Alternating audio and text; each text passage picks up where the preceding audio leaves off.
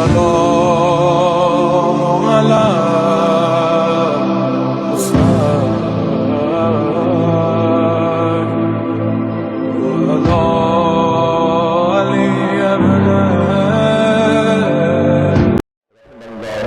الفاتحة. بسم الله الرحمن الرحيم. الحمد لله رب العالمين الرحمن الرحيم مالك يوم الدين إياك نعبد وإياك نستعين اهدنا الصراط المستقيم صراط الذين أنعمت عليهم غير المغضوب عليهم ولا الضالين. صل على محمد وآل محمد. أعوذ بالله من الشيطان الرجيم. بسم الله الرحمن الرحيم. الحمد لله الذي لا يبلغ مدحته القائلون ولا يحصي نعماءه العادون ولا يعدي حقه المجتهدون، الذي ليس لصفته حد محدود ولا نعت موجود ولا وقت معدود ولا أجل ممدود، فترى الخلائق بقدرته ونشر الرياح برحمته. الصلاة والسلام على الرسول المسدد المصطفى العنجد المحمود الأحمد سيدنا ومولانا ومولى الكونين جد الحسن والحسين وعاني أبا القاسم محمد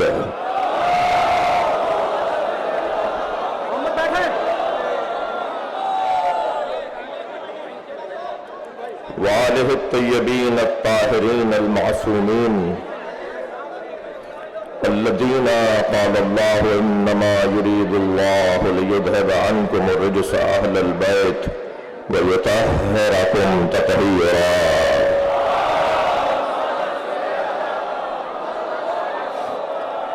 ولعنة الله على أعدائهم أجمعين من يوم عداوتهم إلى قيام يوم الدين. أما بعد، قال الحكيم في قرآن الكريم: بسم الله الرحمن الرحيم. وَلَقَدْ آتَيْنَا مُوسَى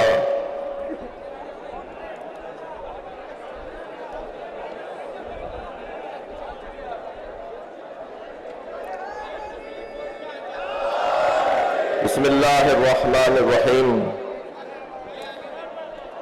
وَلَقَدْ أَرْسَلْنَا مُوسَى بِآيَاتِنَا أَنْ أَخْرِجْ قَوْمَكَ مِنَ الظُّلُمَاتِ إِلَى النُّورِ وَذَكِّرْهُم بِأَيَّامِ اللَّهِ إِنَّ ذَلِكَ لَآيَاتٍ لِكُلِّ صَبَّارٍ شَكُورٍ.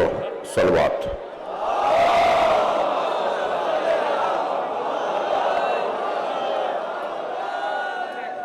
سورہ مبارکہ مریم، سورہ مبارکہ مریم کے علاوہ سورہ مبارکہ ابراہیم ایک لہجے کی دو جگہ آیات. وَلَقَدْ أَرْسَلْنَا مُوسَى بِآيَاتِنَا، اور بتحقیق ہم نے موسیٰ کو بھیجا ہے. بھیجے ہوئے اور ہوتے ہیں، نکالے ہوئے اور ہوتے ہیں.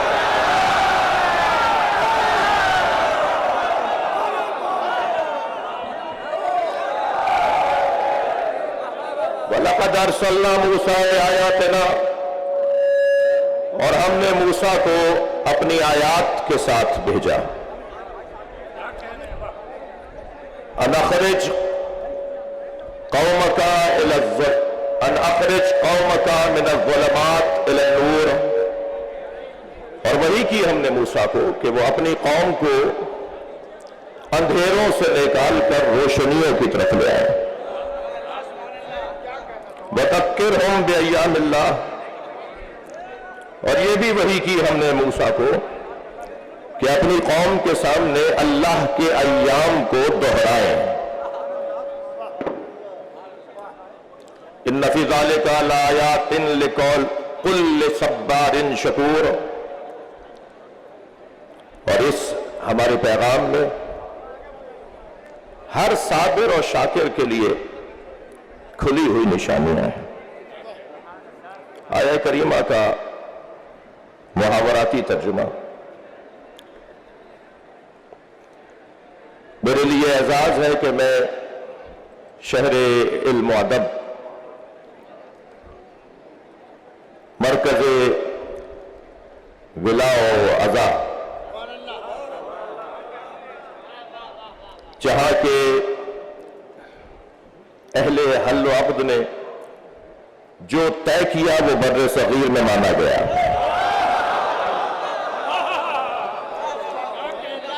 ایک ایسی سرزمین جس سرزمین کی فضا میں علم ہے، ایک ایسی سرزمین جہاں سانس لینے والا ادیب کہلاتا ہے. یہاں کا انگوٹھا لگانے والا بھی آپ جناب سے بات کرتا ہے.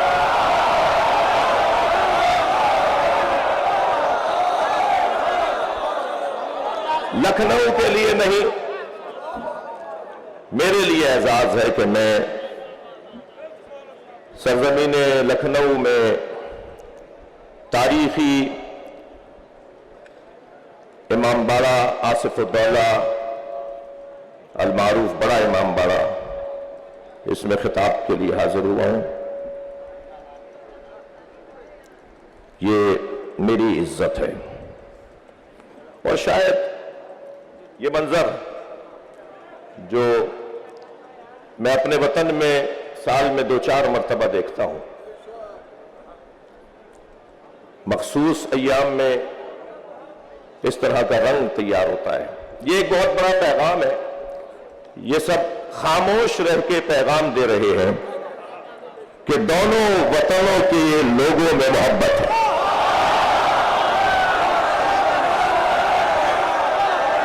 میں اس پہ چاہوں گا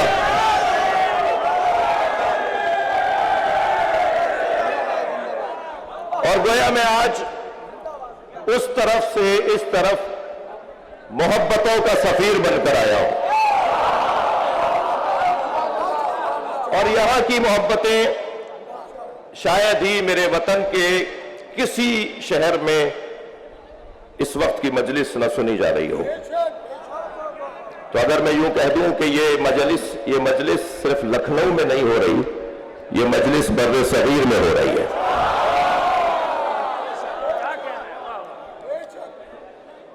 مبارک جگہ ہے، روحانی جگہ ہے. یہاں مانگی جانے والی دعا یقیناً مستجاب ہے. میں ممنون احسان ہوں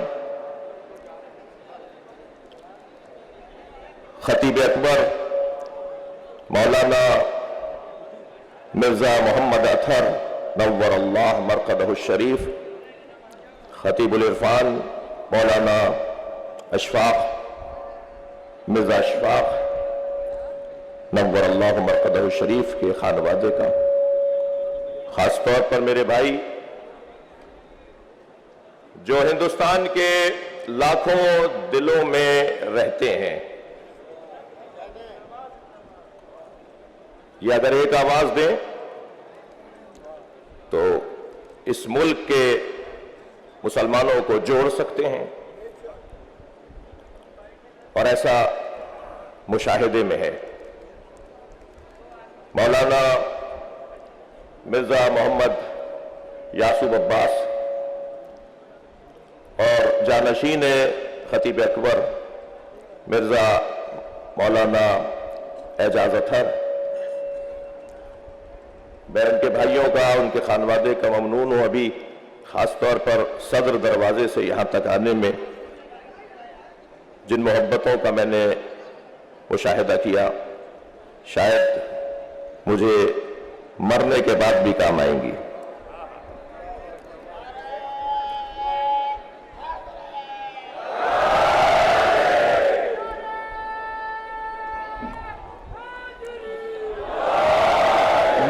ہندوستان کے سیاستدانوں، خاص طور پر جو انتظامی امور اور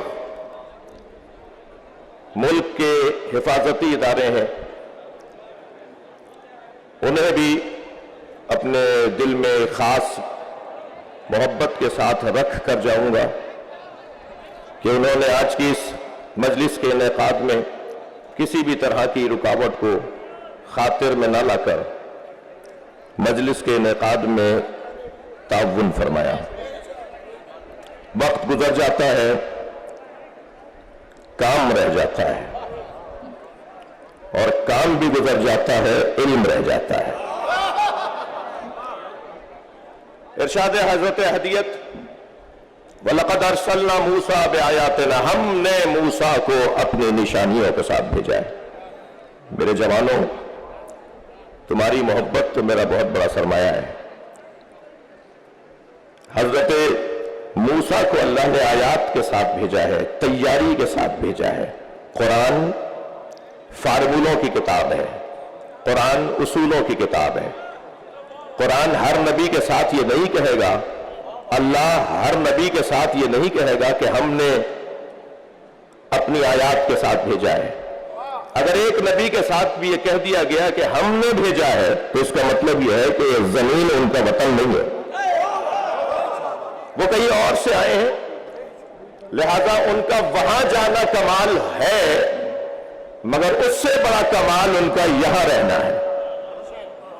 میں اگر اپنے الفاظ کو اور روشن تر کہوں کہ نبی کا معراج پہ جانا کمال تھا، اس لیے کہ قرآن مجید نے سبحان الذی اسری بعبدہ کہہ کر نبی کی معراج کو یاد کیا ہے۔ نبی کا معراج پر جانا کمال تھا، مگر نبی کا زمین پر رہنا اس سے بڑا کمال تھا۔ مجھے ایک بزرگ عالم دین کے دو مصرے یاد آ رہے ہیں۔ وہ فرماتے ہیں کہ ایک شب کا ذکر کیا ہے جانے والے عرش پر، ایک شب کا ذکر کیا ہے جانے والے عرش پر، تیری ساری زندگی معراج ہی معراج۔ لہذا ان کا وہاں جانا یقیناً، اور وہ علامہ حلی نے تو 100 سے زیادہ معراجیں لکھی ہیں، وہ جو جب چاہتے تھے چلے جاتے تھے۔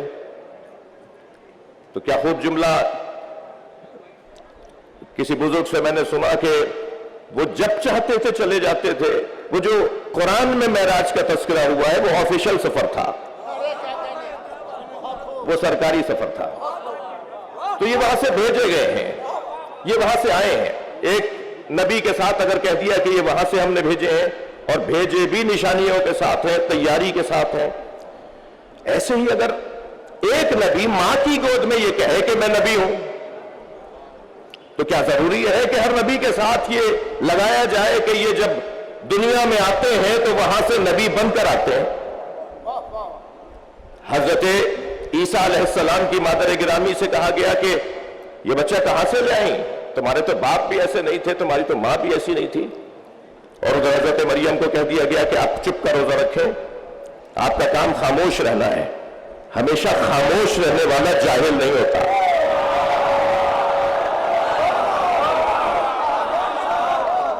حضرت مریم خاموش، ادھر آواز آئی کہ یہ کہاں سے آیا، تو حضرت مریم نے اشارہ کیا بچے کی طرف، فاشارت الیہ۔ تو ایک مرتبہ ان لوگوں نے جنہوں نے حضرت عیسیٰ کو اپنے بچوں کی طرح سمجھا تھا،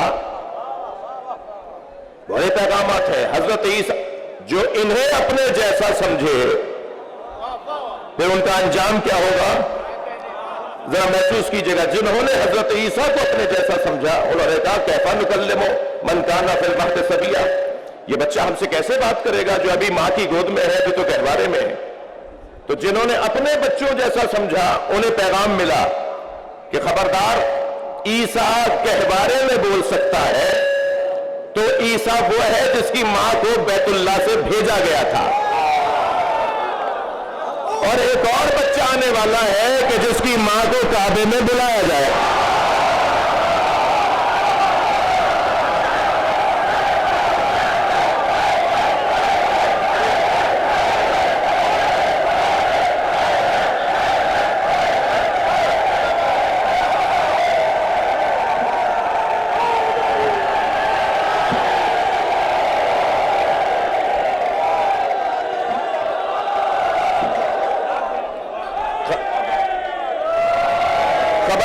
خبردار، اتنا بڑا مجمع، ہم میں کوئی نبی رسول امام تو نہیں ہے، اتنا بڑا مجمع ہم میں کوئی معصوم تو نہیں ہے؟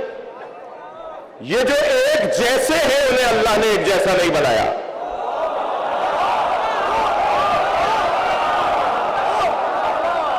بھائی اہم ترین دستاویزات پر دستخط کے بعد انگوٹھا لگوایا جاتا ہے. متعلقہ اداروں کے افسران بیٹھے ہوں گے، بھائی پڑھے لکھے ہیں، دستخط کر دیے، انگوٹھا کیوں لگوا رہے ہیں؟ جی انگوٹھا وہ لگائے جسے سائن کرنا نہ آئے، دستخط کرنا نہ آئے.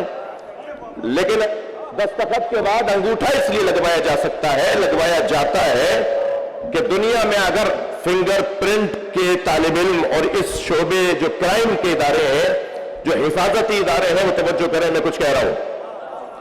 دنیا میں جرائم کو بھی پکڑا جاتا ہے انگلیوں کے نشان سے، اور دنیا میں آثار، بہترین آثار کا رستہ یہ انگلیوں کے نشان ہے. دستخط ہو گئے، انگوٹھا کیوں لگوا رہے ہیں؟ اس لیے کہ اگر دنیا میں اربوں انسان ہے نا، تو کسی کا کسی جیسا انگوٹھا نہیں ہے. کہ اگر آمادہ ہے تو جملہ دیا کر دو، جب انگوٹھا ایک جیسا نہیں ہے تو عقیدہ ایک جیسا کیسے؟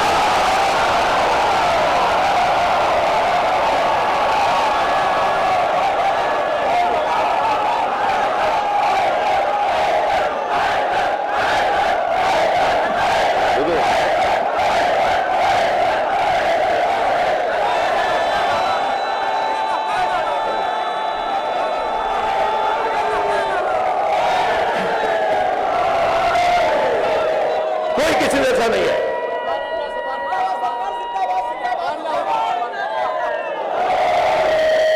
بھائی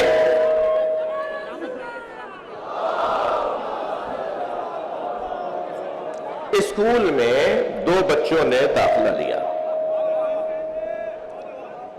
میں ایک تصویر دکھانے جا رہا ہوں. کچھ لوگ ہیں مساوات پسند، کچھ ہیں عدل پسند، اور ہم ہیں مواسات پسند.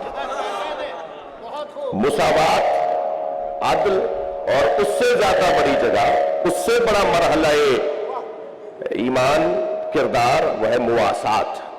حضرت عباس کا لقب ہے المواسی. ہم علم چومنے والے لوگ ہیں. مساوات دیکھیں، اسلام دین مساوات نہیں ہے. اسلام دین عدل ہے، اور جب مرحلہ عدل کمال پر پہنچے تو پھر کربلا بنتی ہے، اور وہاں مواسات کی تصویر نظر آتی ہے. برابری کی بنیاد پر کوئی نہیں. برابری کی بات وہ کرتا ہے، مثلا دو بھوکے ہیں، دو روٹیاں ہیں، تو مساوات پسند کہے گا کہ ایک بھوکے کو کھلا دو اور دوسرے بھوکے کو کھلا دو. جی مساوات پسند یہ کہے گا. لیکن عدل کے پیروکار کہیں گے کہ دیکھو کس کی کتنی بھوک ہے. اگر ایک کی بھوک 1.5 روٹی کی ہے تو اسے 1.5 روٹی دو، اور اگر ایک کی بھوک آدھی روٹی کی ہے تو اسے آدھی روٹی دو. عدل یہ کہتا ہے. تو عدل کا تقاضا تو تفریق ہے. عدل کا تقاضا تفریق ہے. اب مساوات پسند مزاج لوگوں میں ایک منظر نظر آیا کہ دو بچوں نے اسکول میں ایک ساتھ داخلہ لیا. ایک ہوشیار، محنتی، ذہین، اس نے ایک سال میں کئی کلاسیں پاس کی. ایک نکما، کن ذہن، اور اس نے کئی سالوں میں بھی ایک کلاس پاس نہیں کی. ایک پہنچ گیا میٹرک میں اور ایک پہنچ گیا تیسری میں. جو مساوات پسند لوگ تھے انہوں نے ان دونوں بچوں کو، ہوتے ہیں بعض افسران آتے ہیں اداروں میں وزٹ کے لیے، تو انہوں نے دیکھا کہ ریکارڈ دونوں کا ایک ہے، ایک ہی تاریخ کو داخل ہوئے، ایک سا ان پہ سرمایہ لگا، ایک سا ان کے اوپر وقت لگا، مگر ایک میٹرک میں ہے اور ایک تیسری میں ہے. تو کہنے لگے انہیں ساتھ ہونا چاہیے. تو وہاں کے مدیر صاحب نے کہا کہ حضور کیسے ساتھ کریں؟ ایک ذہین ہے، وہ پہنچ گیا میٹرک میں، اور ایک کن ذہن ہے، محنت ہی نہیں کرتا، وہ آیا ہے بہرحال تیسری میں. تو کہنے نہیں، ہونا تو ساتھ چاہیے، انہیں برابر ہونا چاہیے. تو کیسے برابر کریں؟ آپ ہی بتا دیجئے کیا فارمولا ہے. تو کہنے لگے ہاں، یہ تیسری والا تو میٹرک میں چل نہیں سکتا، وہ میٹرک والے کو تیسری میں لے آؤ. یہ خود تو نبی جیسے ہو نہیں سکتے، कहते हैं मोहम्मद हम जैसा।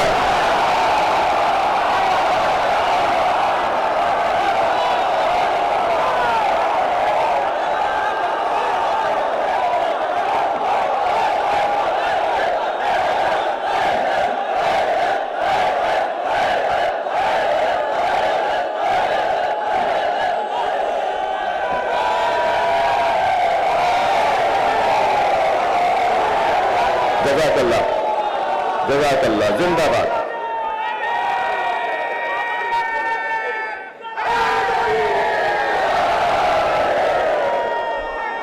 मारिका नैयर भाई, कल आप महफिल में नहीं थे। बिलाल भाई, दो मिसरे मुझे अपने याद आ रहे हैं। मारिका बद्र अहद का सोच कर ताजा करो। ये उन लोगों से कह रहा हूं जिन्हें नारा हैदरी पसंद नहीं है।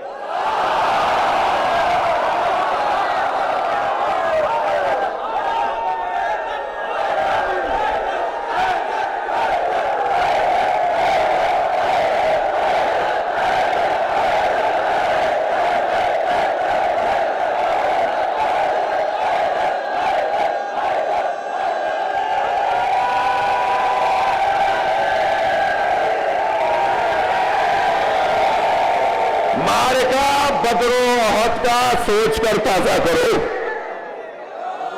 मारिका, जो मेरे अजीज दूर हैं, अब बिल्कुल दूसरे लॉन में पार्क में तशरीफ फरमा है, मैं उनको दूर से देख रहा हूं, सलाम पेश करता हूं अपनी बच्चियों को, बहनों को, माओं को, कौम की माओं को और यहां शरीक तमाम अफराद को। मारिका बद्र अहद का, मारिका बद्र अहद का सोच कर ताजा करो।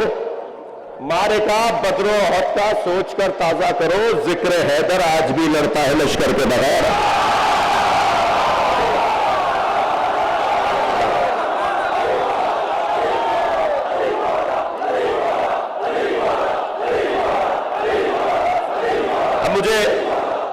अब मुझे इस बात का भी खौफ है कि जो मैंने सोचा है उसे पढ़ने से कहीं रह न जाऊं,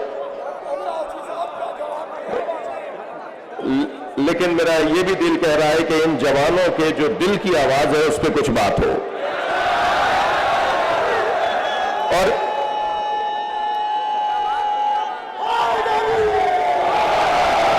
और इन जवानों के दिल की आवाज, इन जवानों के दिल की आवाज कौमियात की शख्सियात, मैं जनाब मिर्जा मौलाना मिर्जा यासूफ अब्बास साहब के तवस्सुत से, अच्छा ये भी जहन में रहे कि मजलिस लखनऊ में पढ़ रहा हूं, लेकिन मजलिस लखनऊ के लिए नहीं पढ़ रहा। ये जैसे मैंने आगाज में कहा कि पूरी दुनिया सुन रही है, तो जो यहां बात की जाएगी वो यहां कहीं पानी ना मरे। यहां मैं तो बहुत सारी चीजों से जाहिल हूं और जाहिल रहना भी चाहता हूं। मुझे बाज़ औक़ात कान में कुछ बताया जा रहा होता है तो मैं कहता हूं कि हुज़ूर मुझे माफ रखो, जाहिल रहना अच्छा है, आलिम रहना तो सिर्फ अली की शान है।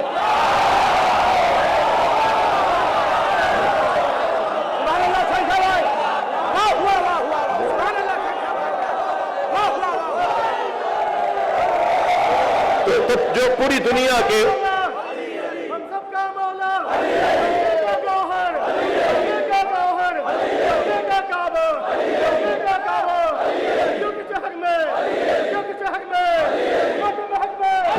माशाअल्लाह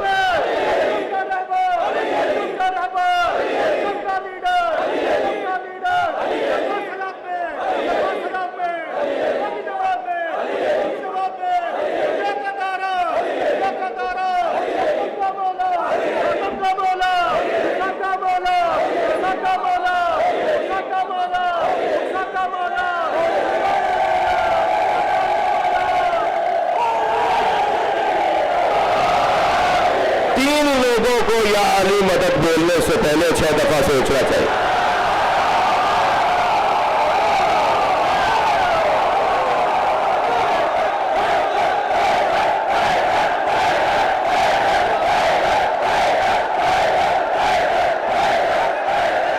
लखनऊ है, इन्हें तो सराहत की जरूरत ही नहीं है।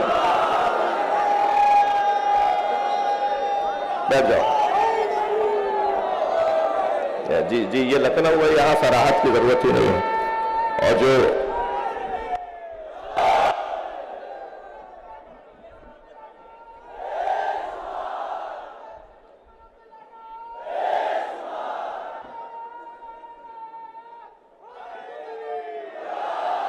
میں جملے کو تکرار کر رہا ہوں، 3 لوگوں کو یا علی مدد بولنے کی ضرورت ہی نہیں ہے.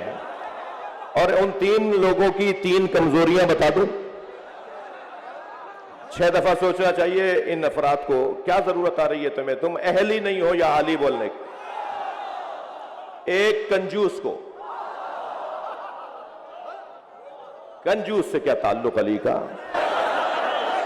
کالر اترا ہوا ہے، پائچے پھٹے ہوئے، بٹن ٹوٹے ہوئے ہیں. کون صاحب ہے جی؟ لکھنؤ میں ان کی فلاں مارکیٹ میں 10 دکانیں ہیں. جو اپنے پر پیسہ نہیں لگاتا وہ امام بارگاہ میں کیا لگائے گا؟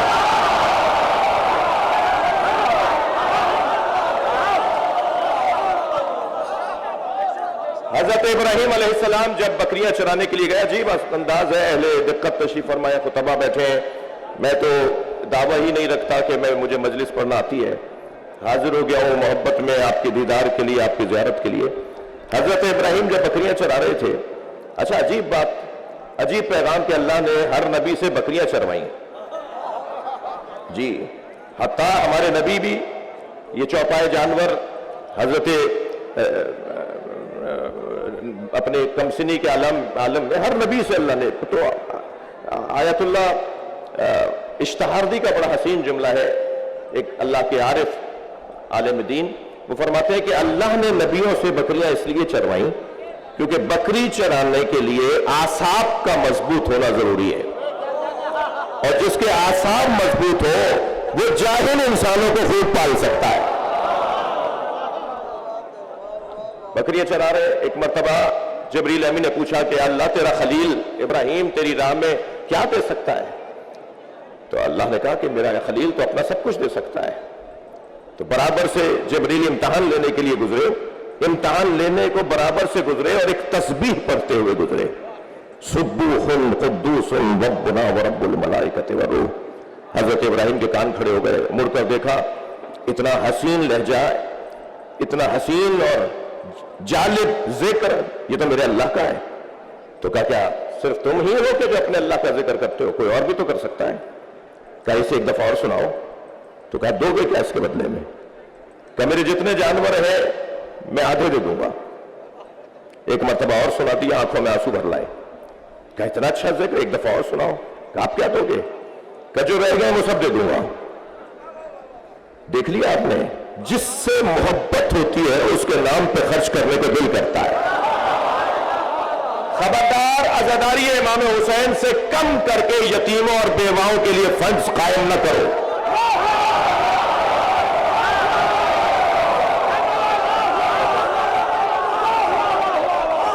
شہر کے یتیموں اور بیواؤں کے لیے، شہر کے یتیموں اور بیواؤں کے لیے فلاحی ادارے بنانے والوں آپ سے بات کر رہا ہوں.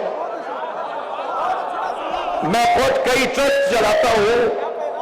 خبردار ذکر حسین سے کم کر کے کسی بیوہ اور یتیم کے لیے فنڈز قائم نہ کرو. تم حسین کی عزاداری کو مضبوط بناؤ، حسین خود یتیم پال دیں گے.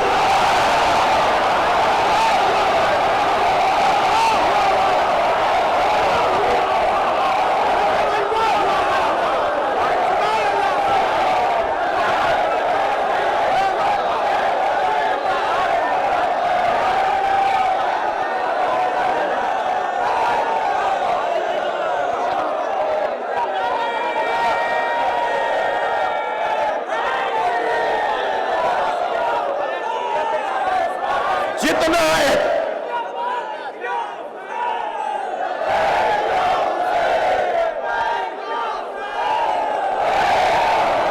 یہ مدرسے کے طالب علم نعرہ لگا رہے ہیں اور اچھا لگ رہا ہے.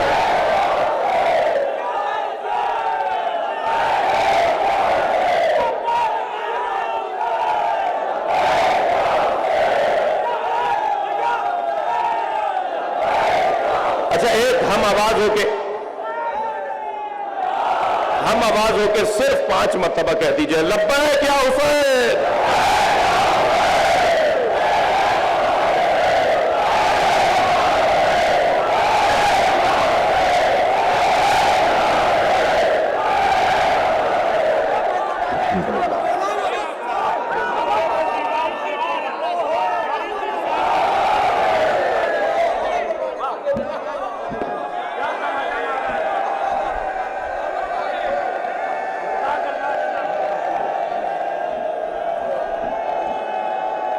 مل کر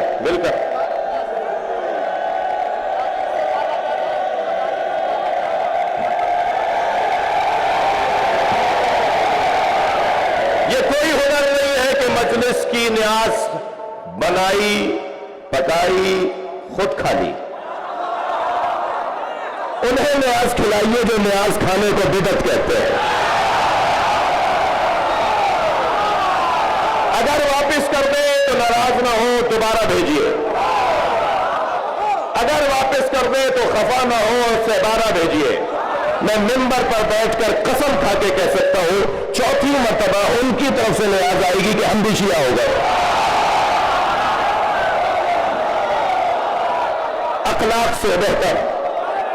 اخلاق سے بہتر تبلیغ نہیں ہے. اور لکھنؤ بر صغیر کا ہے علمی ادبی ازائی ولائی مرکز. یہاں سے یہ بات بنتی ہے کہ میں کہہ دوں شیعہ امام حسین کی عزاداری کے مالک نہیں ہے. شیعہ امام حسین کی عزاداری کے مالک نہیں ہے. جہاں جہاں میرے عزیز تشریف فرما ہیں اور سن رہے ہیں میں ان سے مخاطب ہوں. شیعہ امام حسین کی عزاداری کے مالک نہیں ہے، نوکر ہے. اور نوکروں کو اپنی اوقات میں رہنا چاہیے. مالک کے مہمانوں کا خیال کرنا چاہیے. کسی نے دروازے پر کھڑا نہیں کیا، میرے بھائی یاسر عباس نے کوئی ٹیم کھڑی نہیں کی جو شناختی کارڈ چیک کرے کہ آنے والا شیعہ ہے، سنی ہے، ہندو ہے. در حسین پہ ملتے ہیں ہر مزاج کے لوگ.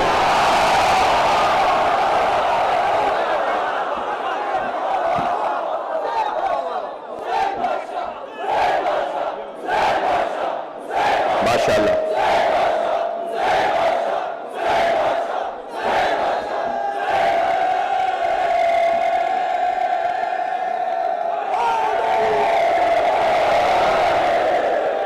یہاں جو جوان ہے مجھے لگ رہا ہے انہیں تکلیف ہے، یعنی تکلیف میں کھڑے ہیں. اگر کچھ جگہ بنا سکتے ہو تو انہیں لے لو اپنے ساتھ بٹھا لو. نہیں ہے؟ اچھا جی نہیں ہو پائے گا. مجلس اعضا کو کسی اور عنوان سے تو تعبیر نہیں کیا جا سکتا، لیکن مجھے اجازت دیں اہل دل، اہل دقت، اہل منبر، اہل ادب کہ آج کی یہ مجلس کیونکہ خطیب اکبر کی مجلس برسی ہے تو آج کی یہ مجلس اعضا کے ساتھ ایک قومی اجتماع ہے جس میں سب کو جوڑنے کی بات کی گئی ہے. اچھا آپ اگر میں مجلس کو آگے بڑھاؤں تو آپ کی توجہ چاہوں گا. تو 3 لوگوں میں پہلا فرض جسے 6 دفعہ سوچنا چاہیے مولا کا نام لینے سے پہلے وہ ہے کنجوس. دوسرا نام بتا دوں جس سے مجھے تو بہت نفرت ہے اور ہر حیدری کو ہونی چاہیے، اور اپنے درمیان سے ان کالی بھیڑوں کو نکال دو جو اس دوسری بیماری کا شکار ہے. اور وہ دوسری بیماری ہے کہ علی مولا کا چاہنے والا بزدل نہیں ہوتا.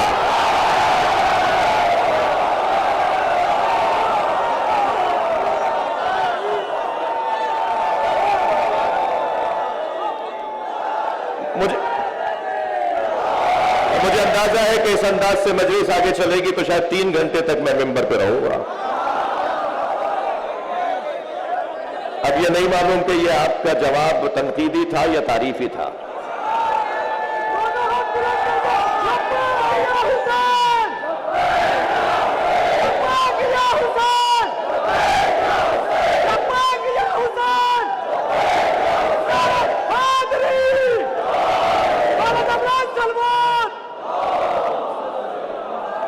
بھئی ایک ایسی صلوات کے جو دل خوش کرتے ہیں.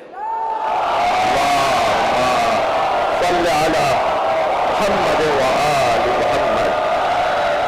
اور یاد رہے صلوات میں محمد اور آل کو توڑنا نہیں ہے.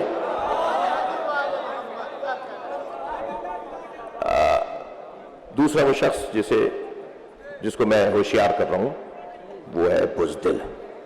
مجھے وہ سنی سے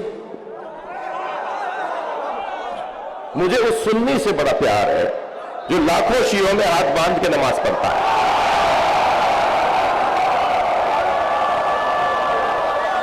کربلا میں، مشہد میں، نجف میں، ہم جگہ جگہ دیکھ رہے ہوتے ہیں کہ لاکھوں شیعوں میں جگہ جگہ 5، 10، 20، 50 لوگ ہاتھ باندھے ہوئے نظر آ رہے ہوتے ہیں. میں بات کر رہا تھا کہ بزدل کا کام علی کا نام لینا نہیں ہے. بزدل علی کا نام نہیں لے گا جی. بزدل علی کا نام لے گا تو پھر شجاع ہو جائے گا جی. تو وہ بڑا اچھا منظر ہوتا ہے کہ کہیں کہیں ہمیں جگہ جگہ نظر آ رہے. تو مجھے اس لیے کاظم صاحب، اس لیے مجھے وہ سنی پسند ہے. آج بھی تشریف فرمائے، میں ان کا ممنون ہوں جو میرے سنی بھائی تشریف فرمائے. مدارس کے طالب علم بھی آئے ہوئے ہیں.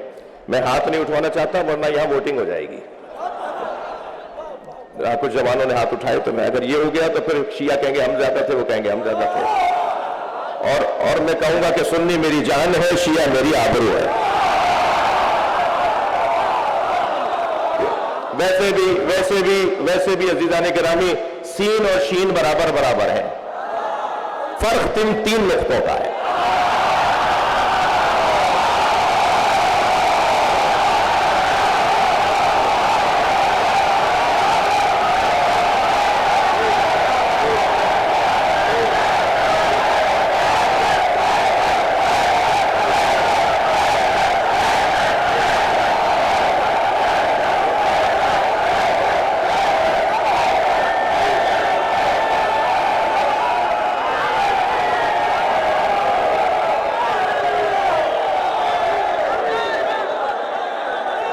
مجھے وہ سنی اس لیے اچھا لگتا ہے جو لاکھوں شیعوں میں ہاتھ باندھ کے نماز پڑھ رہا ہوتا ہے. وہ مجھے اس لیے اچھا لگتا ہے کہ وہ ہاتھ باندھ کر بتاتا ہے شیعوں سے ڈرنا نہیں، یہ مارتے نہیں ہے. یہ بہت بڑا اعزاز ہے، یہ بہت بڑی عزت ہے کہ کسی قوم سے کوئی ڈرے نہیں. ہم سے کوئی ڈرتا نہیں ہے، یہ بہت بڑی عزت ہے. میں ہندوستان اور پاکستان کی ریاستوں سے بات کر رہا ہوں. دہشت گرد پاکستان میں ہو تو بھی غلط، دہشت گرد ہندوستان میں ہو تو بھی غلط. ان دونوں کا مسلک انسانیت دشمنی ہے. دہشت گرد کوئی مذہب نہیں رکھتا. خبردار کسی دہشت گرد کو نہ سنی نہ شیعہ کہیے گا نہ ہندو کہیے گا. کوئی ہندو دہشت گرد نہیں ہو سکتا، کوئی سنی اور شیعہ دہشت گرد نہیں ہو سکتا. دہشت گردی خود ایک مذہب ہے جن کا ہندوؤں سے تعلق نہیں ہے، جن کا سنیوں سے اور شیعوں سے تعلق نہیں ہے. بزدل لاکھوں شیعوں میں ہاتھ باندھ کے نماز پڑھ کر بتاتا ہے شیعوں سے ڈرنا نہیں. اور اس لیے بھی مجھے مولانا اچھا لگتا ہے وہ کہ وہ ہاتھ باندھ کر بتاتا ہے، وہ ہاتھ باندھ کر بتاتا ہے کہ جس دین کو میں نے سمجھا ہے اس پہ عمل کرنے کی جرأت بھی رکھتا ہوں. بھائی جملے کی قدر کیجیے گا. کوئی ہندو بھائی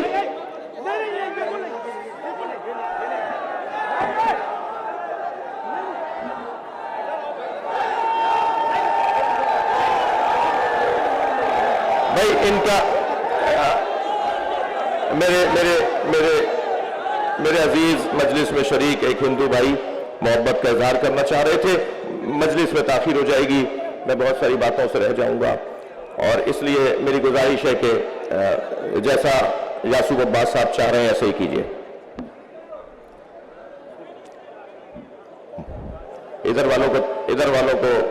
والوں کا شوق میں دیکھ رہا ہوں، اگرچہ معاف کیجیے گا یہاں بھی شوق بہت ہے.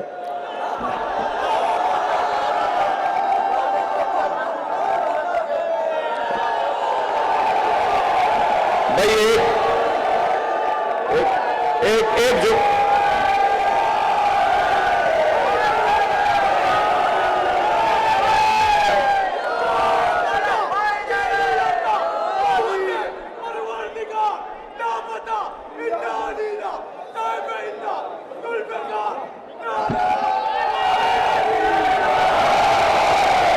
مجھے وہ سنی بہت اچھا لگتا ہے جو لاکھوں شیعوں میں ہاتھ باندھ کے نماز پڑھتا ہے. मगर मुझे वो शिया इतना ही बुरा लगता है जो 4 सुन्नियों में हाथ बांध लेता है।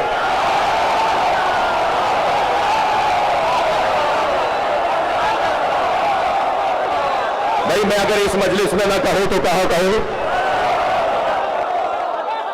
मैं कह चुका हूं कि मजलिस लखनऊ में पढ़ रहा हूं, मगर लखनऊ के लिए नहीं पढ़ रहा।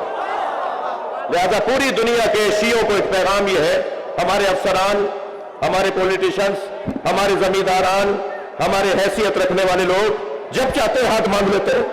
तुम्हारे तो दादा भी हाथ खोल के पढ़ते थे, तुम तो खानदानी सजदा रख के नमाज पढ़ने वाले हो।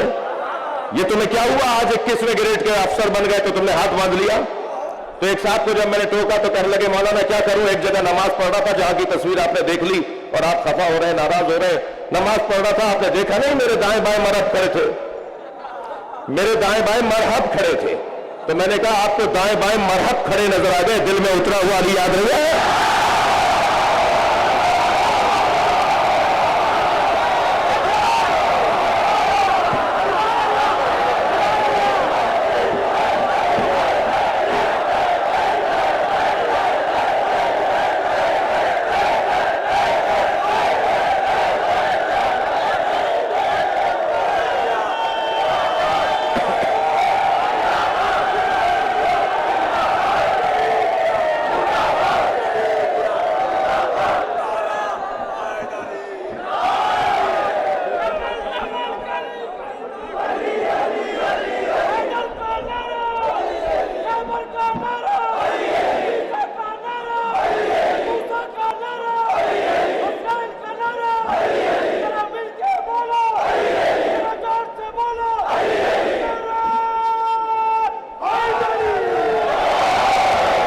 सगीर को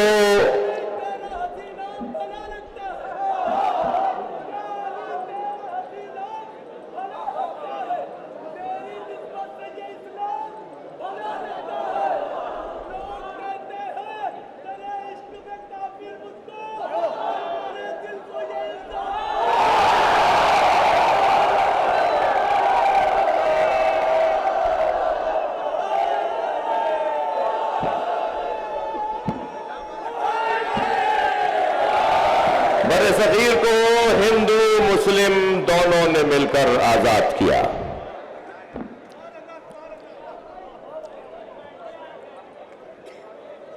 बर्रे सगीर हिंदुओं से आजादी दो कौमी नजरिए की बुनियाद पर हिंदू और मुस्लिम।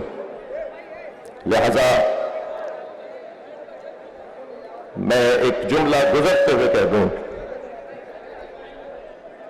कि हम तो उस अली के मानने वाले हैं जिस मौला ने हजरत मालिक अश्तर को खत लिखते हुए अहदनामा मालिक अश्तर में फरमाया, मालिक मैं जहां तुम्हें भेज रहा हूं वहां तुम्हारे 2 तरह के भाई हैं, इम्मा अखुल लका फिद्दीन, या तुम्हारे दीन में भाई हैं, दीनी भाई हैं, और नज़ीरुन लका फिल खल्क, या इंसान होने में तुम्हारे भाई हैं।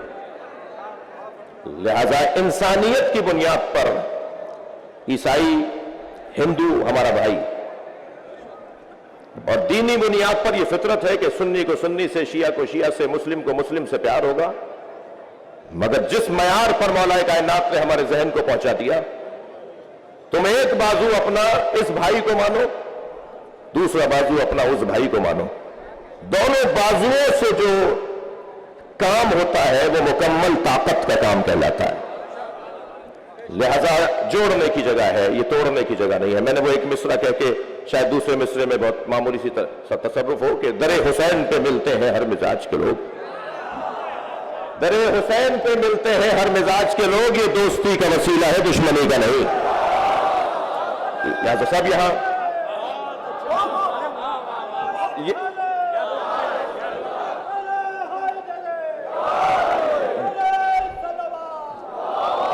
आपकी तवज्जुहात, और मैं बहुत ज्यादा आपको जहमत भी नहीं देना चाहूंगा। बात बहुत रोशन है कि बुज़दिल का काम मौलाए कायनात से जुड़ना नहीं है, बल्कि जो बुज़दिली अपनी इस बीमारी को दूर करना चाहता है उसे ज्यादा अली की बात करनी चाहिए।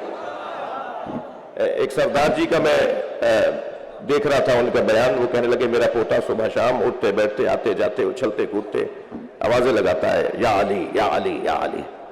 تو میں نے اپنے پوتے سے پوچھا، سردار جی کہہ رہے ہیں، میں نے اپنے پوتے سے پوچھا کہ تم یہ یا علی کی صدائیں کیوں لگاتے ہو؟ تو کہنے لگا دادا کیا کروں، جب میں یا علی کہتا ہوں میرے اندر طاقت آتی ہے۔ تو یہ تو نام ہی طاقت آور ہے۔ اور یاد رکھو میرے بچوں، اسم اعظم مجھے نہیں معلوم کتنے ہیں، مگر مجھے یہ پتا ہے کہ یا علی اسم اعظم ہے۔ جی میرا دل کہہ رہا ہے بلال بھائی کہ یہ ایک بات ان بچوں کو منتقل کر دوں۔ مولا ایک سفر پہ روانہ ہے، تنہا سفر کرنے سے علی نے روکا ہے، تلاش میں ہے کہ کوئی ہم سفر مل جائے کہ اچانک ایک گھوڑ سوار نظر آیا، اس کے قریب جا کے پوچھا کہ کہاں کا ارادہ ہے؟ اس نے اپنی منزل بتائی تو حضرت نے فرمایا کہ ہم سفر ہو سکتے ہیں، میری منزل بھی وہی ہے۔ دو گھوڑ سوار، مولا اپنے دلدل پہ سوار، وہ جو سوار تھا وہ یہودی تھا اور اپنے دین کا عالم تھا۔ یہ سواریاں دوڑتے ہوئے ایک ایسی وادی سے گزری کہ جہاں رستہ زیر آب تھا، اس پار جانے کے لیے رستہ مسدود تھا، پانی گہرا ہے، اس جانب کیسے جائیں؟ تو اس یہودی نے اپنے سامان سے ایک چادر نکالی اور پانی پر پھیلا دی، اور کچھ پڑھا تو وہ چادر پتھر کی ہو گئی۔ یہ اپنا گھوڑا اس پار لے گیا، وہاں جا کے کہنے لگا میرے پاس تو اسم اعظم ہے، آپ کے پاس کیا ہے؟ حضرت نے اپنے دلدل کی گردن پر ہاتھ پھیرتے ہوئے فرمایا تم پانی پہ چل کے جاؤ گے۔ مولا کا گھوڑا پانی پہ چلتا ہوا اس پار گیا تو اسے تو تعجب دوبالا ہو گیا، دوہرا ہو گیا، کہنے لگا میرے پاس تو اسم اعظم ہے تو میں دریا پار کر گیا، پانی پار کر گیا، آپ کے پاس کیا ہے؟ حضرت نے فرمایا وہ اسم اعظم کیا ہے؟ کہنے لگا بتانے کی اجازت نہیں ہے، مگر میرے آپ اچھے ہم سفر ہیں اور باکمال ہیں، اس لیے میں بتا دیتا ہوں آخری نبی کے وصی کا نام۔ مولا نے فرمایا جس کا نام لے کے تم دریا پار کرتے ہو وہ علی میں ہوں۔ لہذا جتنا زیادہ ذکر مولا کائنات میں اپنا وقت لگایا جائے،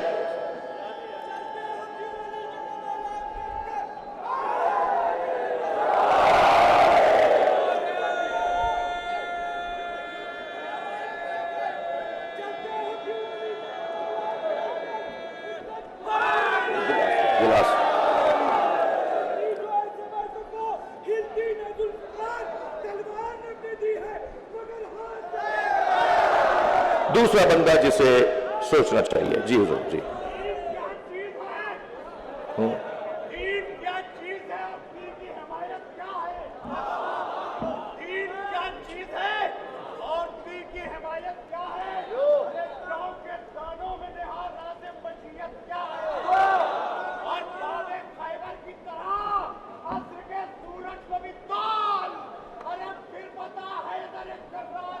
طاقت،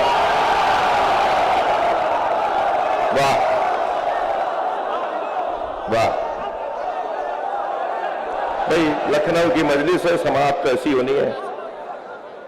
دوسرا وہ بندہ جسے کنجوس کہتے ہیں اس کا، دوسرا وہ بندہ جسے بزدل کہتے ہیں اس کا مولا علی سے کوئی تعلق نہیں ہے۔ تیسرا جسے 6 دفعہ سوچنا چاہیے وہ ہے تنگ نظر، چھوٹے دماغ والا،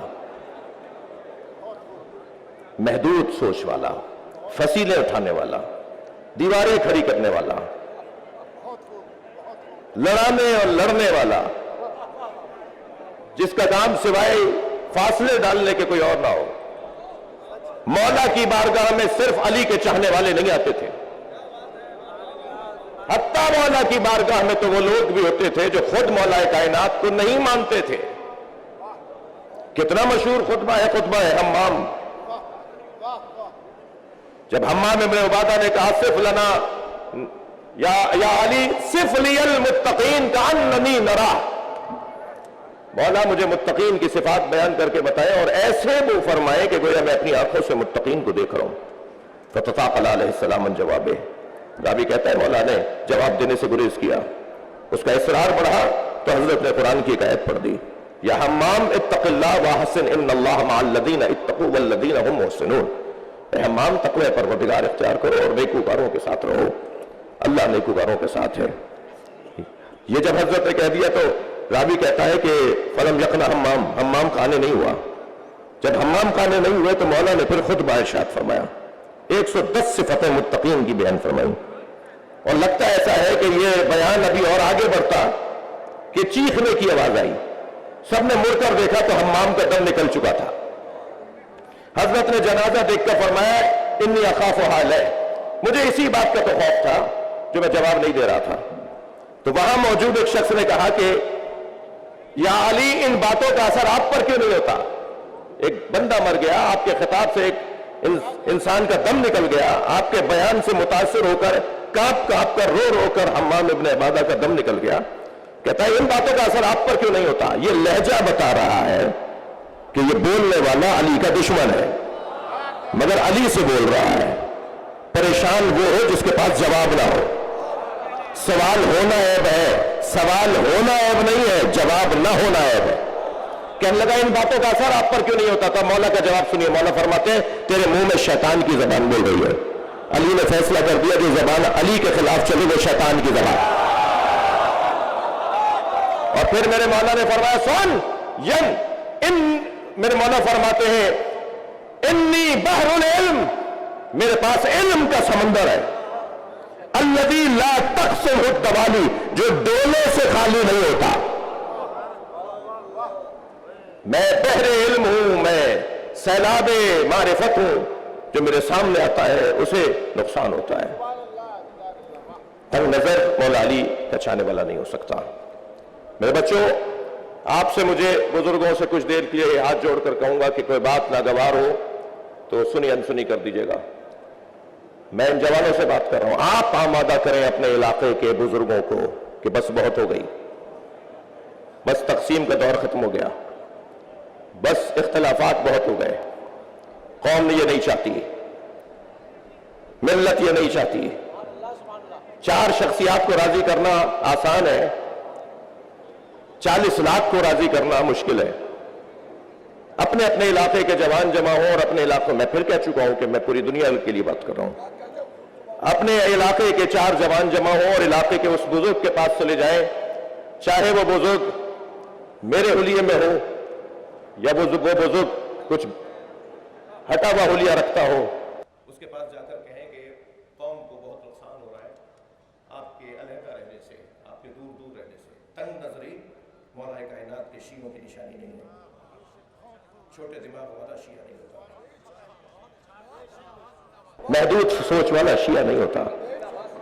کراچی یونیورسٹی میں ڈاکٹر ادیب الحسن سیمینار رکھوایا آرگن ڈونیشن کے حوالے سے.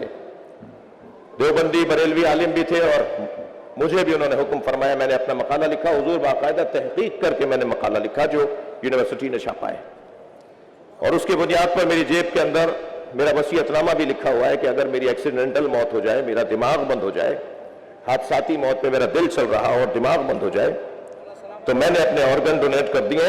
ڈونیشن کے لیے دینے کے لیے شرائط ہیں جس کی تفصیل یقیناً یہاں بیان نہیں ہو رہی. مجھے سننے والا یہ نہ سمجھے کہ مطلقاً جائز ہے، اس کی شرائط ہیں، اس کی کیفیات ہیں.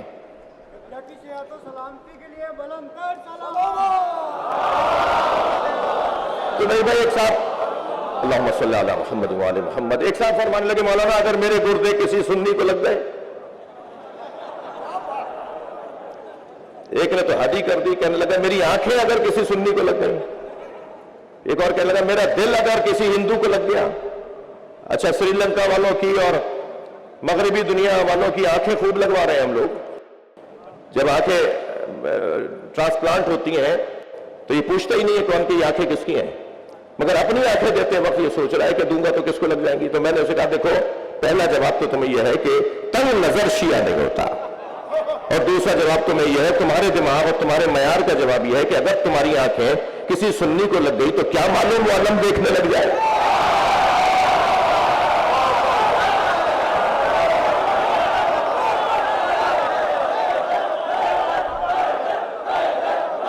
مل کر کے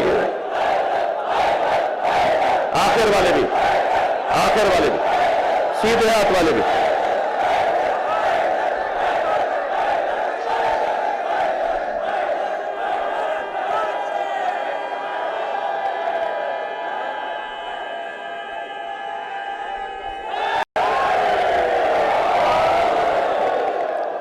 لقد ارسلنا موسیٰ بآیاتنا، ہم نے موسیٰ کو تیاری کے ساتھ بھیجا ہے.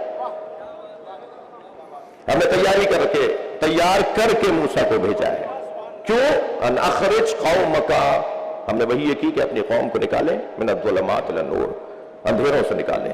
خطیب اکبر کا ایک کمال، 56 سال تک ایک جگہ مجلس پڑھنا، پھر ساری زندگی سوائے ذکر اہل بیت کے کوئی اور مشغلہ نہ ہونا، جی یہ کمال ہے خطیب اکبر کا۔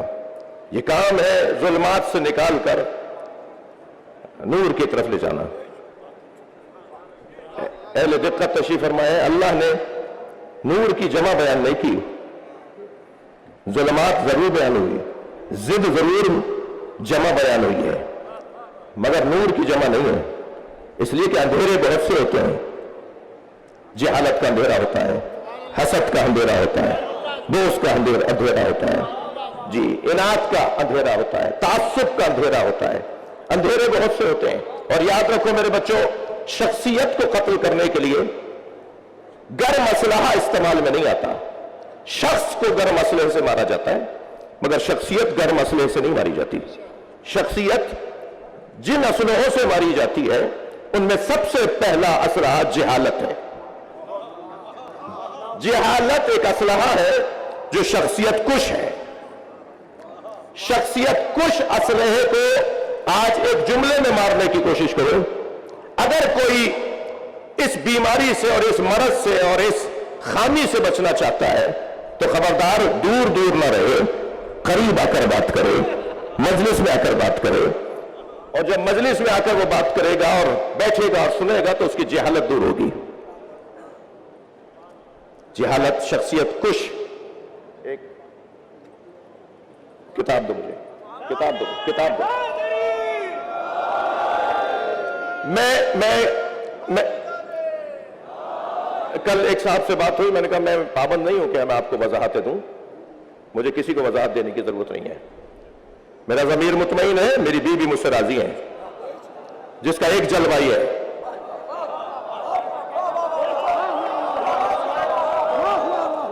بیوی کو راضی کرنا، بیوی کو مجھے راضی کرنا ہے نا۔ آپ کون ہے جس کے ایک بالش چہرے پر بھی دین نہ ہو؟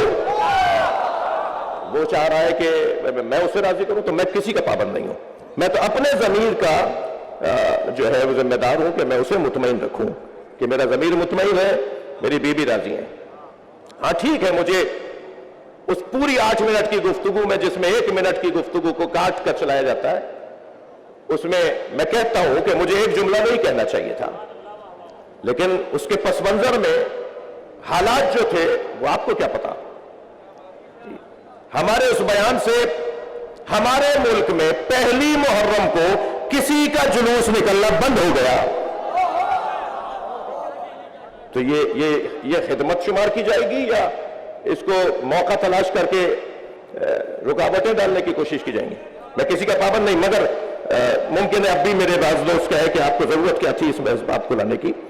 میں نے شاید بعض دوستوں نے کہا بھی کہ آپ یہ بات کیا ضرورت آ رہی کرنے کی، لیکن مجھے وہ نہیں، یہ عزیز ہے۔ ان بچوں کے، ان جوانوں کے ذہنوں میں جو غلط فہمی ڈالی جاتی ہے، وہ کیا کہا، کس نے کہا، کاٹ پیٹ کر کیا سنایا گیا، میں تو اس کتاب کا ذمہ دار ہوں جس کے بعد 1000 شیعہ ہو چکا ہے، اور اس میں لکھا ہے کہ سیدہ کے ساتھ کیا ہوا۔ 46 کتابیں دکھائی ہیں، اس میں عکس موجود ہیں، میں یاسوب عباس صاحب کو دے کے جا رہا ہوں۔ سیدہ کے دفاع میں تو میرا یہ کام ہے، وہ نہ جانے آپ نے کیا سن لیا۔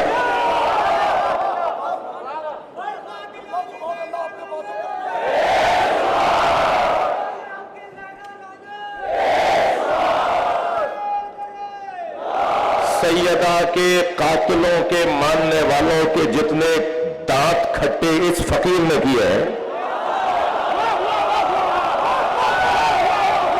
آپ کے ہندوستان سے ایک بیان جاتا ہے، شہنشاہ حسین نقوی کی خطرناک تقریریں ہوتی ہیں، وہ یہاں کا کوئی مولوی صاحب ہے، اور کیا خطرناک تقریریں ہوتی ہیں، اس کی روزانہ کوئی نہ کوئی شیعہ ہو رہا ہے۔ آپ پتہ نہیں کیا کلپ لیے بیٹھے ہیں، میں تو سیدہ کو راضی کر رہا ہوں۔ صلوات پڑھنے محمد و آل محمد۔ بھائی یہ بہت بڑا مجمع ہے، جو جہاں جہاں ہے اگر مل کر ایک آواز ہو کر صلوات ہدیہ کرے۔ اللہم صلی علی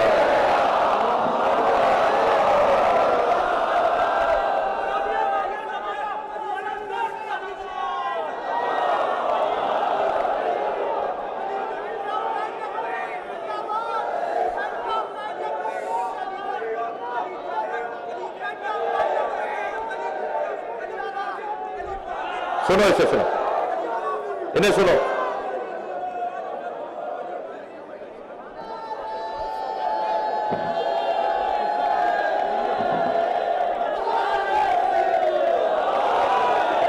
بس نعرہ لگا دو.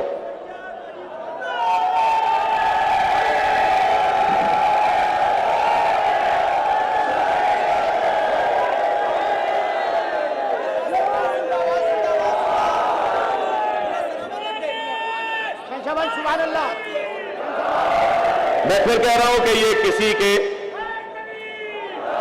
دباؤ میں آ کے بات نہیں کی ہے. دبنے والا ویسے علی والا نہیں ہوتا. جب ہم ان سے نہیں دبتے تو تم سے کیا دبیں گے؟ جی، جن کے حالات خراب کر دیے ہم نے. الحمدللہ آپ سب کی دعائیں، آپ سب کی محبتیں، اور سب سے بڑی جو تائید حضرت زہرا ہے وہ سب سے بڑا سرمایہ ہے. ایک صلوات ہدیہ کر دے محمد والمان. بہت بڑا مجمع ہے، نہ جانے کہاں کہاں سے کیا کیا نعرے لگ رہے ہیں. سب تو میری کان میں نہیں آتے نا، اور میں سارے نعروں کا ذمہ دار بھی نہیں ہوں. وہ وہی ذمہ دار ہے جو نعرہ لگا رہا ہے. ایک صلوات اور پڑھ لیں محمد و آل محمد. بھائی اس سے بلند صلوات. صلی اللہ. بھائی میر انیس کی قبر تک آواز پہنچے صلوات کی.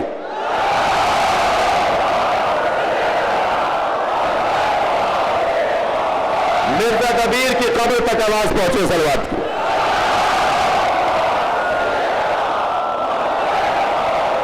اور خطیب اکبر کی قبر تک آواز پہنچے صلوات کی.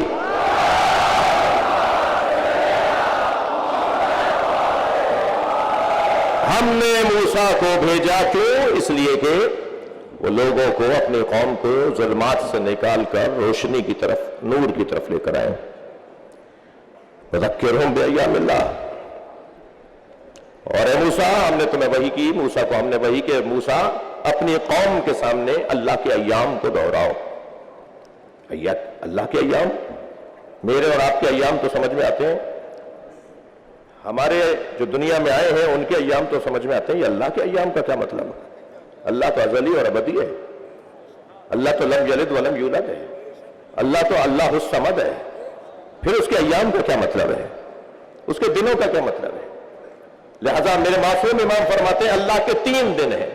اللہ اکبر. جس دن اللہ سمجھ میں آتا ہے،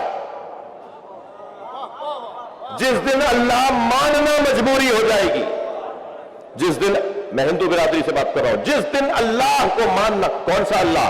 وہ اللہ جو مصطفیٰ نے سمجھایا. اپنے ہاتھ کا اللہ نہیں، اپنی پسند کا اللہ نہیں. وہ اللہ جو علی نے سمجھایا، وہ اللہ جس کی کنیز خاص فاطمہ زہرا ہے. میں اللہ کی بات کر رہا ہوں، اپنے ہاتھ کا اللہ نہیں. یہ انسان بڑا عجیب ہے.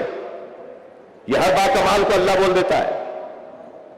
یہ ہر جگہ کمال دیکھتا ہے تو کہتا ہے یہ اللہ.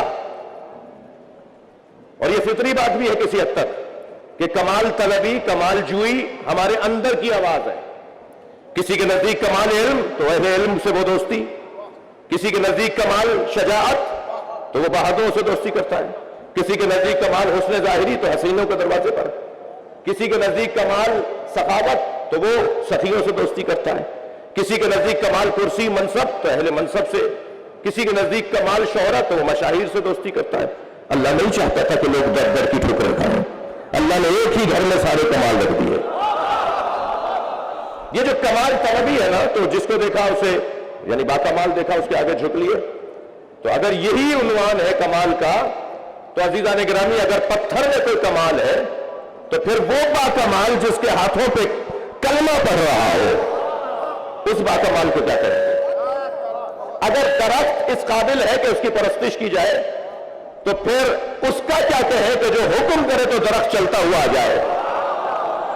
اگر سورج باکمال ہے کہ اس کی پرستش کی جائے تو اس کا کیا مقام ہے کہ سورج کو اشارے سے پلٹا دیتا ہے. اگر چاند باکمال ہے تو اس کا کیا مقام ہے جس نے ایک اشارے سے چاند کو 2 ٹکڑے کر دیا. عزیزان گرامی اگر کوئی انسان باکمال ہے تو اس انسان کا کیا کہیں گے جو اس انسان کے لیے کہتا ہوں میں محمد کے غلاموں میں غلام. لہذا کمال پرستی، کمال جوئی کا بھی کوئی معیار ہے، ہمیں معیار کے مطابق اپنے مرکز کو تلاش کرنا ہے۔ یہ ہے ظلمتوں سے نکال کر، اندھیروں سے نکال کر روشنی کی طرف لے جانے کا سفر، وہ جو اللہ کے ایام ہیں، جن ایام میں اللہ پہچانا جاتا ہے، اللہ جانا جاتا ہے، اللہ مانا جاتا ہے، وہ ایام کون سے ہیں؟ ان میں معصوم فرماتے ہیں وہ یوم اللہ یوم ظہور ہے، معصوم فرماتے ہیں وہ یوم اللہ یوم القیامہ ہے، مگر تیسرا دن سن لیجئے، معصوم فرماتے ہیں وہ یوم اللہ یوم عاشورہ ہے، یوم عاشورہ یوم اللہ ہے، جس دن اللہ مانا جاتا ہے۔ ایک بڑا مضبوط جملہ ہے، اللہ ان کی روح کو شاد کرے۔ اللہ ہے پر انگنت دلیلیں ہیں، کتنی دلیلیں چاہیے؟ اللہ ہے پر انگنت دلیلیں، مگر سب سے بڑی دلیل اللہ ہے پر عصر عاشور حسین کا اطمینان، یہ اللہ ہے۔ رخسار سرخ ہو رہے تھے امام حسین کے، رخساروں کی سرخی اطمینان قلب کی علامت ہے، چہرے کا پھیکا پن اضطراب کی علامت ہے، اور یہ رخساروں کی سرخی اور بڑھتی چلی گئی جب میرے مولا نے لاشوں پر لاشیں اٹھائے۔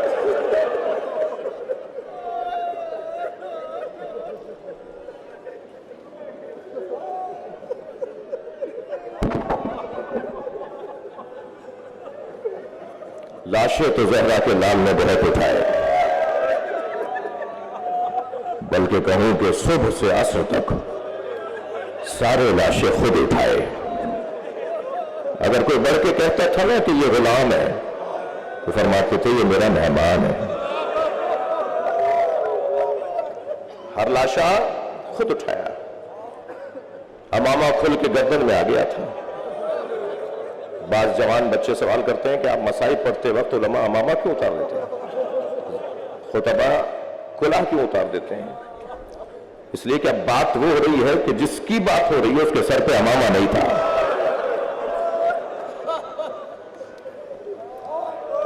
تصور تو کیجئے کتنے لاشیں اٹھائے امام حسین نے۔ میں نے فضائل کا دورانیہ کچھ کم کر دیا، مجھے کچھ دیر مصائب پڑھنے کے لیے۔ لاشیں بہت اٹھائے۔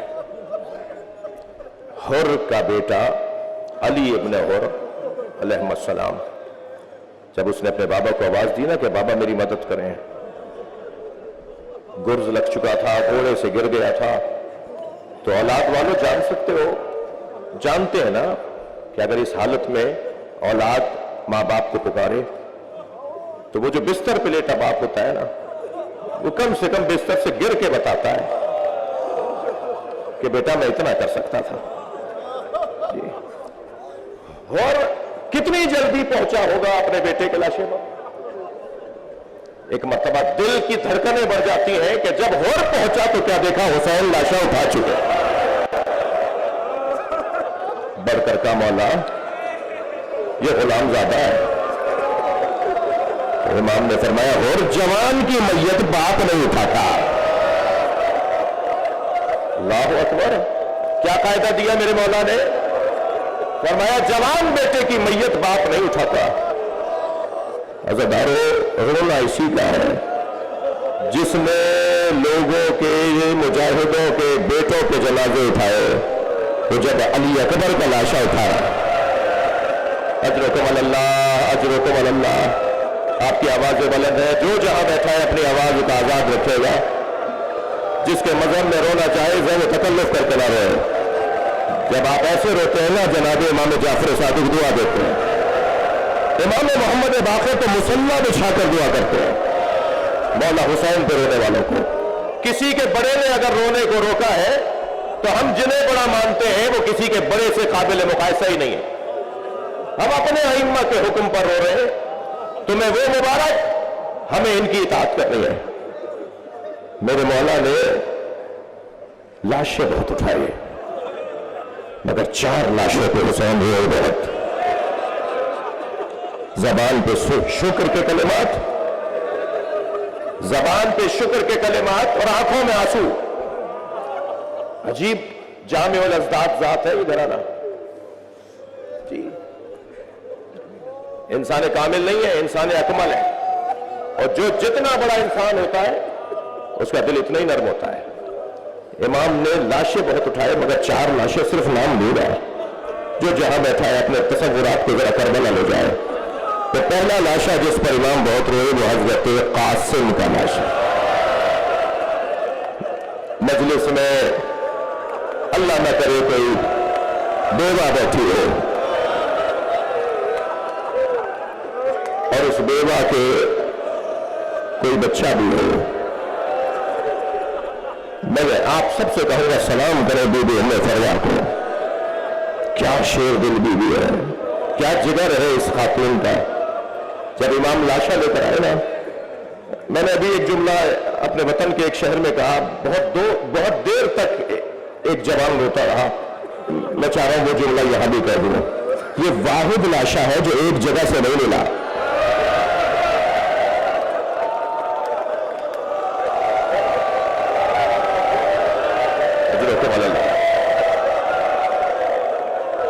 امام لاشا لے کر خیمگاہ کی طرف آئے.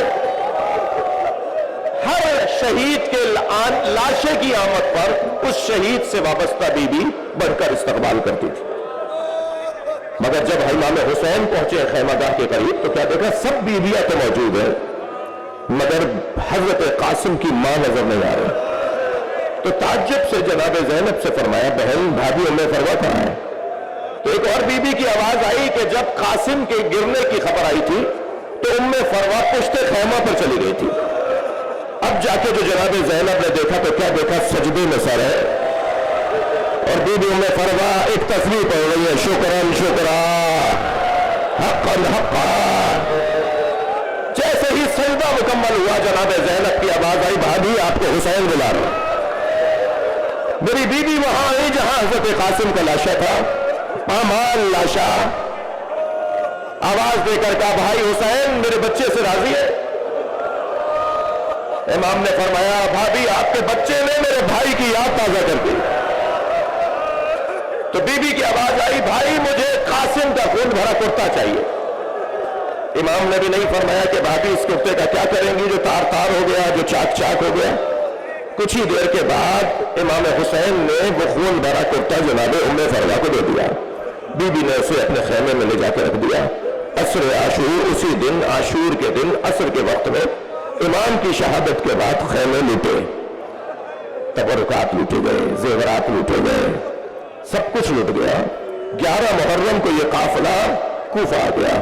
کوفہ سے شام آیا، شام میں اسیر رہا، اسیری سے رہائی ملی تو تبرکات واپس آئے.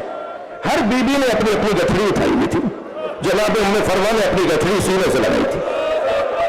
اور جب شام سے کربلا آئی اور کربلا سے مدینہ پہنچی تو بار بار کہنے لگی، مجھے تو جنت البقیع لے جاؤ، مجھے تو جنت البقیع لے جاؤ. اور اب جب جنت البقیع پہنچی تو قبر امام حسن کے برابر میں بیٹھے، گٹھڑی کھولی، خون بھرا کرتا نکالا، قبر امام حسن پہ پھیلا دیا اور ایک مرثیہ پڑھا، اے میرے والی تمہارے بچے کی نشانی لائی. اجرکم اللہ، اجرکم اللہ.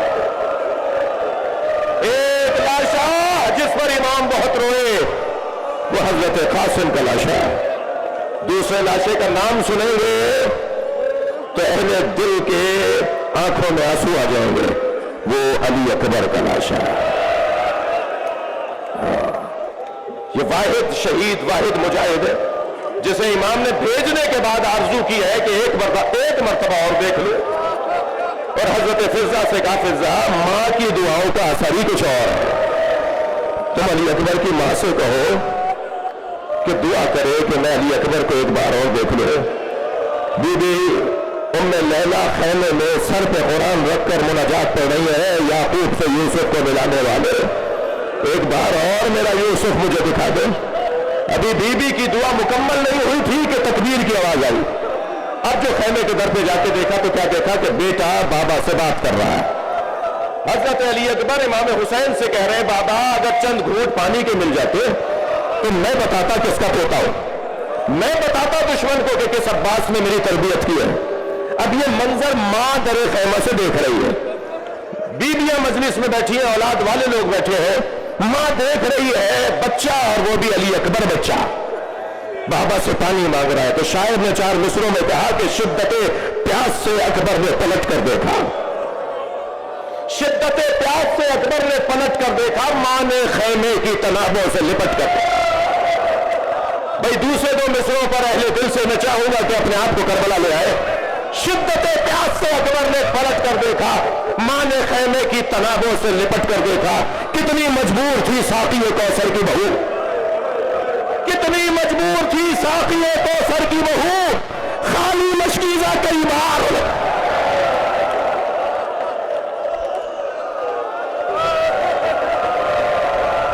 اجرکم اللہ۔ یہ دوسرا لاشا جس پر امام کی آنکھوں میں آنسو رہے، تیسرے لاشے کا نام بتا دوں گا، اور وہ لاشا ہے عباس کا لاشا۔ حق ہے ایسے رونا، جسے رونا نہیں آ رہا وہ اللہ سے آنسو مانگے اور دعا یہ کرے کہ ایک قطرہ عشق حسین کے نام پر مجھے عطا کر دے۔ ہماری ساری عبادتیں اگر اس کا کوئی ضامن ہے تو یہ آنسو ہے۔ اجرکم اللہ۔ بہت وڈی ہے۔ چوتھے لاشے کا نام بتاؤں؟ بہت سنبھل کے بول رہے ہو، میری کیفیت غیر ہو رہی ہے۔ ایک اور لاشا جس پر امام روئے، اور وہ چوتھا لاشا جس پہ سب سے زیادہ روئے، وہ لاشا چھوٹا بہت تھا، وہ لاشا چھوٹا بہت تھا مگر حسین سے اٹھتا نہیں تھا۔ کبھی آگے جاتے تھے انا للہ، کبھی الٹے پیر واپس آتے تھے رضن بقضائہ و تسلیما لامرہ۔ رونے والے امام حسین نے بچے کے لاشے پہ ابا کا دامن ڈالا ہوا تھا، لے کر کیوں گئے تھے؟ پانی پلانے کے لیے۔ چھوٹے چھوٹے بچے بھی میں دیکھ رہا ہوں جگہ جگہ مجلس میں، جب بچوں کے درمیان کہا جائے کہ فلاں چیز ہم تمہیں دیں گے مگر پہلے چھوٹے بھائی کو دیں گے، تو سارے بچے جو اس سے بڑے ہوتے ہیں وہ انتظار میں رہتے ہیں کہ پہلے اسے مل جائے پھر ہمیں ملے گا۔ امام علی اصغر کو لے کر گئے ہیں پانی پلانے، تو جب لے کر آئے نا تو جناب سکینہ نے دیکھا، اللہ اکبر، تو دور سے آواز دے کر کہا بابا میں بھی پیاسی ہوں، بابا مجھے بھی پانی پلا لائیے۔ حسین کیا بتائے کیسا پانی پلایا؟ لکھنؤ کی تہذیب ازا بر صغیر میں عزادار خاندان، ماتمی خاندان، ذاکروں کی اولاد ہو۔ ابھی چند سال پہلے ایک جوان 6 محرم ایک جوان میرے پاس آیا، کہنے لگا مولانا میں مچھلی خرید کر لایا۔ میں نے باجی سے کہا، بڑی آپا سے کہا مجھے مچھلی تل دو، تو دادی بیٹھی ہوئی تھی تخت پر، تو ان کی آواز آئی بیٹا محرم میں مچھلی نہیں کھاتے۔ تو میں نے دادی سے کہا دادی حلال تو حلال ہے محرم ہو یا ربیع الاول۔ تو کہنے لگے ہاں تم آج جدید زمانے کے لوگ ہو نا، آج کے بچے ہماری کہاں بات مانیں گے، جاؤ جا کے مولانا سے پوچھو۔ تو مولانا میں آپ کے پاس آیا ہوں، میں مچھلی کھا لوں؟ تو جب بول رہا تھا تو میں رو رہا تھا۔ میں نے روتے ہوئے اسے کہا میں اتنا بڑا عالم نہیں ہوں، مجھے اس مسئلے کا جواب نہیں آتا، تم دادی کی بات مان لو۔ کہنے لگا میں سمجھا نہیں۔ میں نے کہا تم دادی کی بات مان لو، وہ صحیح کہہ رہی ہیں۔ کہنے لگا مولانا سمجھائیے۔ میں نے کہا کیا سمجھاؤ؟ امام حسین نے علی اصغر کے تڑپڑے کو اما ترونا کیسا یتلذا، دیکھ نہیں رہے میرا بچہ مچھلی کی طرح منہ کھولتا؟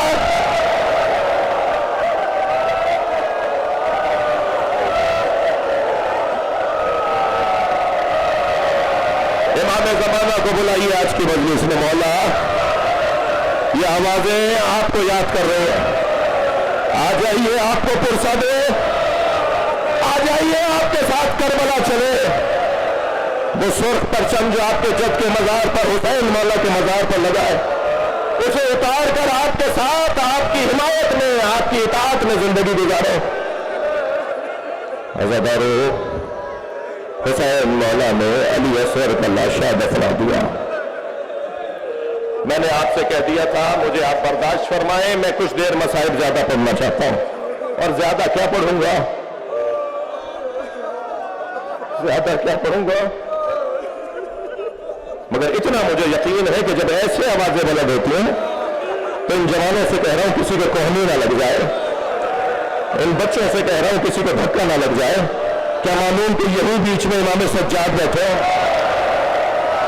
میں بیویوں سے کہوں گا ذرا احترام رہے، جناب زہرا اپنی پوتی کے ساتھ آتی ہے، اور جب سکینہ بی بی دادی سے کہتی ہے دادی ایسے کیوں رو رہے ہیں، تو بی بی بتاتی ہے یہ تمہارے بابا پہ رو رہے ہیں، اور حدیث کا جملہ یہ ہے کہ فی ید خرقۃ، جناب زہرا کے ہاتھ میں رومال ہوتا ہے، تسم دموع الباکین، جس میں رونے والوں کے آنسوؤں کو جمع کرتی ہے۔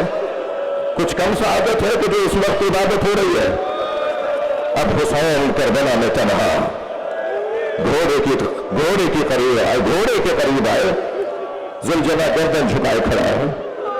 امام قریب آئے تو یاد آیا کہ مجھے اکبر سوار کرتے تھے، میری گھوڑے کی لگام آ کر عباس تھامتے تھے، خیال آیا کہ میرے بچے مارے گئے تو درے خیمہ سے بہن نے آواز دی بھیا ابھی زینب زندہ ہے۔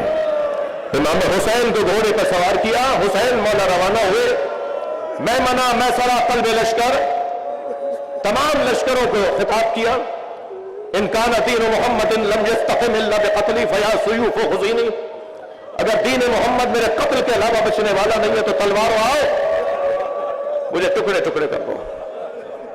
اور یہ کہہ کر جب حملہ امام نے ہوتا محسوس کیا تو کچھ لمحوں کے لیے میرے مولا نے جوہر شجاعت دکھائے، اور بلا تشبیہ برق کی مانند میمنے سے میسرے میں، میسرے سے قلب لشکر میں، کچھ ہی دیر میں امام حسین نے تینوں لشکروں کو مخلوط کر دیا۔ یہ تمیز ہی ختم ہو گئی کہ یہ لشکر کس کی سالاری میں ہے، کس کی آواز سنے گا تو حملہ کرے گا اور کس کی آواز سنے گا تو رک جائے گا۔ امام نے لشکریوں کو مخلوط کر دیا اور ایسا منظر بنا کے یہ آپس میں ایک دوسرے پہ تلوار چلانے لگے۔ اس وقت امام گھوڑے کی پشت پہ کھڑے ہوئے اور ایک مرتبہ نہر کی طرف رک کر کے کہا اے میرے عباس اٹھو، اپنے اکیلے مولا کی جنگ دیکھو۔ پھر ایک مرتبہ جب نے حملے کا جواب دیا، فوجیں بھاگتی تھی علوان الحفیظ، اور جہاں سے سپاہی بھاگ کر ادھر جاتا تھا اسے سامنے سے حسین آتے نظر آتے تھے۔ ایک عجیب جلال تھا زہرا کے لال کا، بھاگتے ہوئے سپاہی ایک دوسرے سے کہتے تھے بچو حسین آ گئے۔ ایک مسافر ہے جو 6 مہینے کے سفر کے بعد کوفے میں داخل ہوا ہے، اسے کچھ نہیں پتا کہ کیا ہو رہا ہے، دکانیں بند، بازار بند، چہل پہل نظر نہیں آ رہی، کوئی انسان نہیں ہے، کوئی کام نظر نہیں آ رہا۔ ایک مرتبہ سوچتا ہوا گھر میں داخل ہوا، بیٹی نے بڑھ کر استقبال کیا، پوچھا بیٹا یہ کوفے والے کہاں گئے؟ کہا بابا آپ بھی جلدی دوبارہ گھوڑا تیار کیے، کچھ فاصلے پر ایک بیابان ہے جسے کرب و بلا کہتے ہیں، وہاں ایک باغی نے خروج کیا ہے، حاکم کا اعلان یہ ہے کہ اگر اسے قتل کرنے کے لیے کوفے سے مر نہ گئے تو انہیں سزا دی جائے گی۔ بابا کہیں مخبری نہ ہو جائے کہ آپ گھری میں تھے۔ عبداللہ کہتا ہے کہ میں نے گھوڑا تیار کیا، رخصت ہونے لگا تو بیٹی نے رخصت کرتے ہوئے کہا بابا جنگ پر جا رہے ہیں اور جنگوں میں مال غنیمت بھی ملتا ہے، مال غنیمت میں اگر یمنی پتھر مل جائے، عقیق یمنی مل جائے تو میرے لیے ضرور لے آئیے گا، میں گلے کا ہار بنانا چاہتا ہوں۔ عبداللہ کہتا ہے میں کوفے سے کربلا روانہ ہوا، جب کربلا پہنچا تو عاشور کا دن تھا، عصر کا وقت تھا، عجیب منظر تھا، ایک 56 سالہ بوڑھا زخمی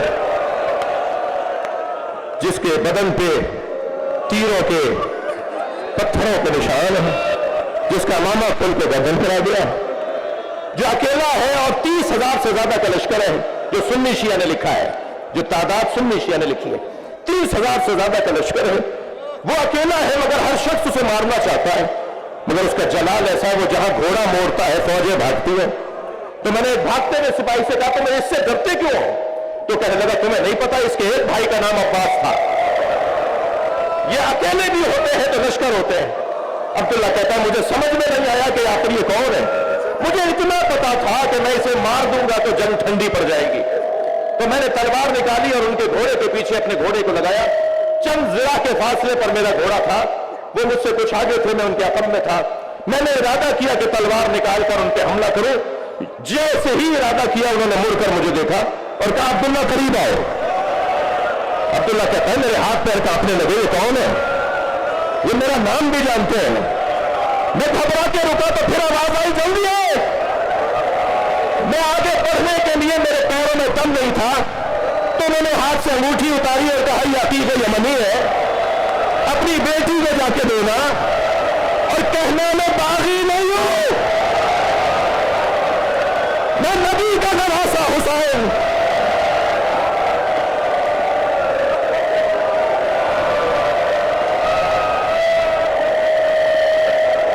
بس عزیزانو, مجلس ہو گئی. مجھے ایک جملہ کہنے دیجئے. عبداللہ والا کے قدموں میں گر گیا, تلوار اٹھا کے دفاع کرنے لگا, سپاہیوں کو یزیدیوں کو دور کرنے لگا, اور امام بار بار کہنے لگے عبداللہ چلے جاؤ, عبداللہ چلے جاؤ. تو کہ میرا مولا آپ کو تنہا چھوڑ کے کیسے جاؤں, مولا میں آپ کو اکیلا چھوڑ کر کیسے جاؤں. تو حسین کی آواز آئی عبداللہ چلے جاؤ. کچھ دنوں بعد میری بہن زینب آئے گی, انہیں چادر دے دینا, میری ماں بہنے دے مقدہ ہو جاتا. الا لعنت اللہ علی القوم الظالمین فسيعلم الذين ظلموا